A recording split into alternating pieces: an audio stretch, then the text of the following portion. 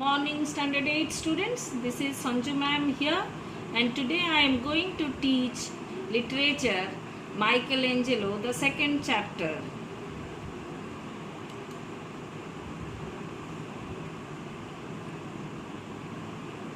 Michelangelo was born in Italy in 6th March 1475 and died in the year 18th February 1564. He was an Italian sculptor, painter, architect and a poet. His notable works were David, Peter, Moses, The Last Judgment, Sistine Chapel ceiling and High Renaissance. This is the interior of the Sistine Chapel, showing the ceiling in relation to the other frescoes which Michelangelo had done. So children, let us start our chapter now. 4 years had passed since Michelangelo's return from Florence, and Rome was beginning to bore him. "You can't find faces in Rome," Michelangelo grumbled to Pope Julius.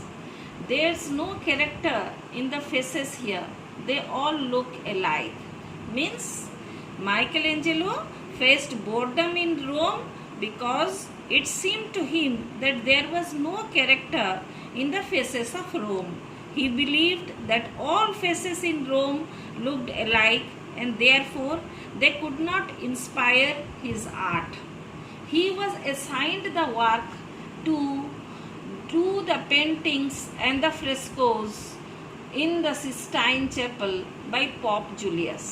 "And what do you see in my face?" the Pope asked, almost in jest, means in a joke. Without even a pause, the artist replied, "A burning candle." It took a minute for Pope Julius to understand the barbed words, mean the stinging words. "I think I know what you mean," he said finally with a smile. "I am just one more candle that burns at the altar, alongside those 1,000 others, right?" Michelangelo was silent. "Angelo," the Pope continued, "for 4 whole years you have been looking for Judas." So Judas is a disciple of Jesus Christ who betrayed Christ, for which Jesus was crucified. So I can't believe that in the vast universe that the Lord has created, where no two faces look alike, you can't find faces, cannot discover models. Surely, before the Pope could finish, Michelangelo had walked out. So he did not pay any attention to Pope's words and he came out of the chapel. Pope Julius looked pensively. Pensively means he was very thoughtful, and thoughtfully he looked to himself at the retreating back of his moody painter. He knew that the painter was very moody, but the work he used to do was excellent. 4 years ago, Pope Julius had commissioned, means he had given the work to Michelangelo for a special task to paint frescoes. So what is frescoes? Paintings made on a moist plaster surface of important events from the Bible on the walls and the ceilings of the Sistine Chapel. Now they were nearly done.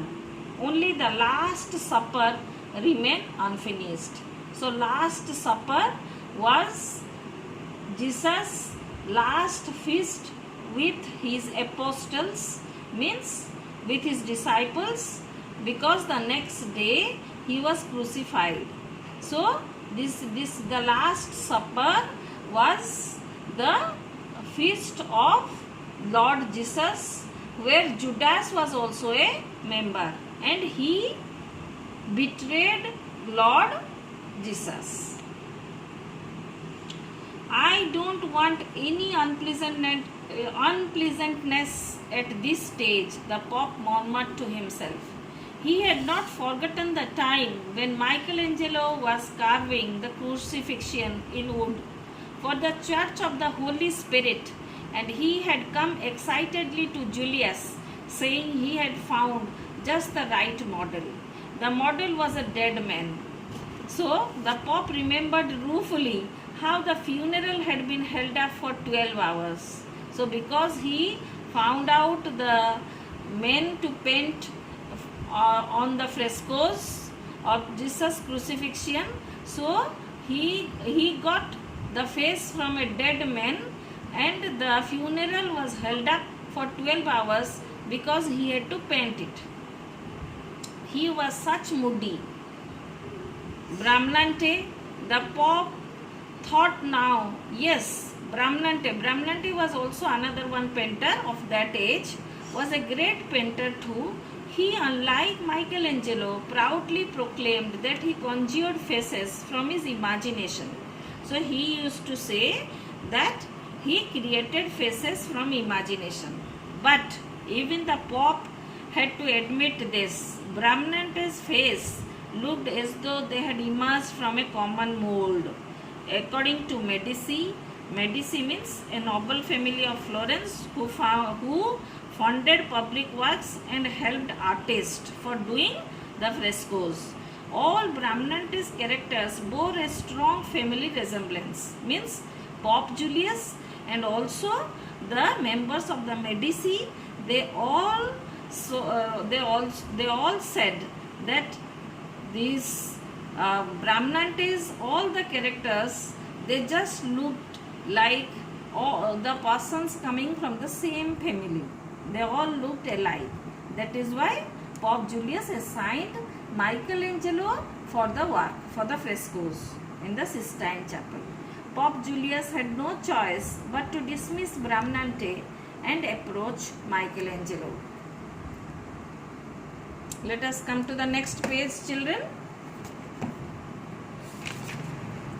4 years ago, Michelangelo had started painting the ceiling of the Sistine Chapel.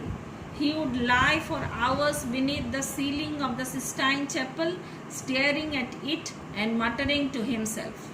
In those lime-coated brick and mud walls, Angelo was searching for faces. The faces of Jesus, the Virgin Mary and Judas. He swore he could see their flesh and blood forms. So he thought that he could see them in flesh and blood, means physically. But their faces, he mumbled, their faces are buried deep in the verses of Bible. They elude me, he groaned. They continue to elude. Means he said their body he could see, but their faces remained hidden from him. He could not conjure the faces. That is why he could not do it. Until and unless he got the right face, he did not paint the characters in the frescoes of the Sistine Chapel. The Pope had begun to doubt Michelangelo's sanity because he was taking long time to do the work.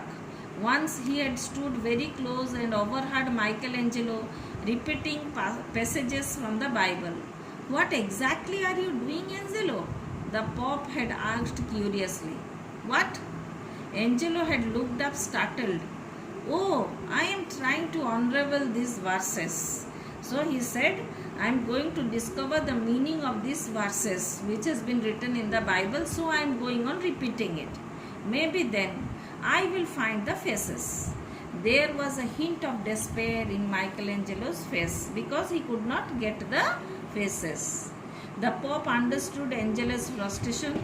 Julius remembered how, during one of his inspections, he had seen that Angelo had drawn several sketches of the angel Gabriel. How did you see Gabriel? He had asked. He does not belong to this world either.